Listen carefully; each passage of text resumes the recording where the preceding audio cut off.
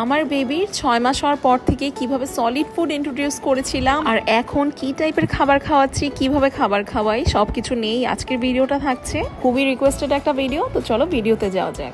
বেবির 6 মাস হওয়ার পর থেকেই যেহেতু বিভিন্ন টাইপের সলিড ফুড আমরা ইন্ট্রোডিউস করি, তো প্রথম দিকে কিন্তু দিনে মাত্র একবার করে আমি বিভিন্ন টাইপের খাবার ওর সামনে দিতাম। ও এক দিন এক টাইপের খাবার একটু খেত না। 6 মাসের পর থেকেই কিন্তু মেইনলি ওরা বিভিন্ন টাইপের টেক্সচার আসলে বুঝতে শিখে। আমরা অনেক সময় মনে করি যে ওদের যেহেতু দাঁত নেই, ওরা কিভাবে চাবাবে বা কিভাবে খাবে।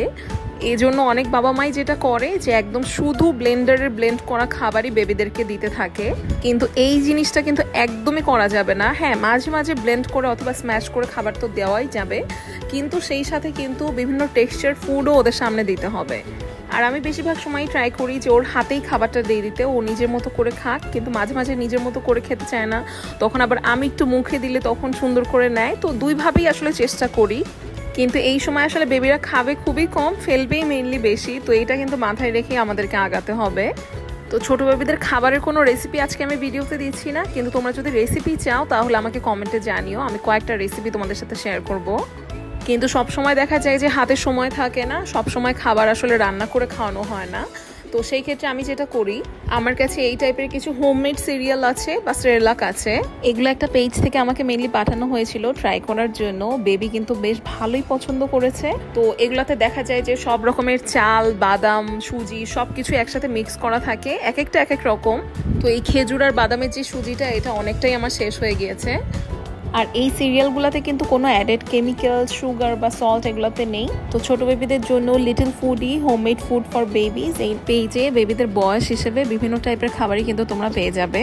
আর বেবির খাবারে আমি কিন্তু মাঝে মাঝে তাল মিষ্টিটাও ইউজ করি। তো আজকে এই বিটরুট সিরিয়ালটা আমি বানাচ্ছিলাম। বানানো খুবই ইজি, জাস্ট পানির মধ্যে 2 চামচ দিয়ে দিলাম, এটা বলক আসার পরে এভাবে একটু ঘন হয়ে যাবে। তার মধ্যে একটু তাল মিষ্টি দিয়ে দিয়েছিলাম, আর হয়ে গিয়েছে আমার কিন্তু বানানো শেষ। আর বেবির সুজি বা সেরেলাকের ঘনত্বটাও কিন্তু ওদের প্রেফারেন্স অনুযায়ী দিবে, কারণ হচ্ছে অনেক বেবিরাই আছে যারা লিকুইড খাবার খেতে পছন্দ করে, আবার অনেক বেবিরাই আছে যারা একটু মাখা মাখা পছন্দ করে। তো এখন আমি তোমাদেরকে আমার একটা টেকনিক দেখিয়ে দেই, আমি জিদানকে কিভাবে এখন সেরেলাক বা একটু লিকুইডি টাইপের যে খাবারগুলা, সেগুলো কোনো রকমের জোর না করে কিভাবে খুব সুন্দর করে খাওয়িয়ে দেই। তো আমি যেটা করি, বেবিকে আমার হাতের উপর এভাবে করে শুয়ে দিই, আর আমার হাতের নিচে ছোট একটা বালিশ রাখি। তারপর যেই খাবারটা বেবিকে খাওয়াবো সেইটা 1 চামচ একটু দিই, তারপর একটু পানি দিয়ে দেই। তো এইভাবে করে করে একটু খাওয়ালে তখন দেখা যায় বেবিও পছন্দ করে।